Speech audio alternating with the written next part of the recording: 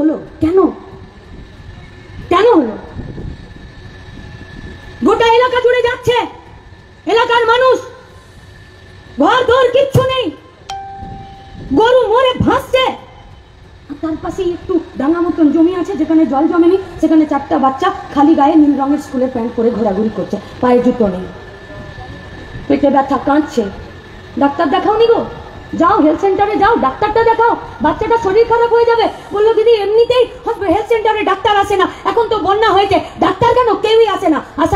আশা দিদিদেরও তো জলে ঘর ডুবে গেছে, ওরাই আমাদেরকে খিচুড়ি রেঁধে কিছুটা খাওয়াচ্ছে।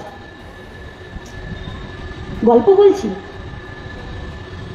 উপন্যাস লিখবে কেউ একদিন এই যন্ত্রণার কথা। কই, কোথায় প্রশাসন? কই সরকার? কই জিতে যাওয়া প্রতিনিধিরা? কই আমাদের ট্যাক্সের টাকার ইউটিলাইজেশন? কই আমাদের জনপ্রতিনিধিরা? তাদের কেন কোনো প্রশাসনিক চিন্তা ভাবনা, প্ল্যানিং নেই? কেন হলো এত বড় বন্যা? কেন হলো? এ ব্যাপারে আমার একটা খুব নিজের জীবনের অভিজ্ঞতার কথা মনে পড়ে। আমরা জয়েন্ট ফ্যামিলিতে থাকি। আগে যখন আমি ছোট ছিলাম তখন আমরা 5 ভাই বোন ছিলাম, এখন আরো 2 জন বেড়েছে, মানে আমরা একটু বড় হয়ে যাবার পর আমার কাকার 2 মেয়ে। আগে আমরা 5 ভাই বোন ছিলাম, একসাথে উঠোনে খেতে বসতাম। তো যদি কোনোদিন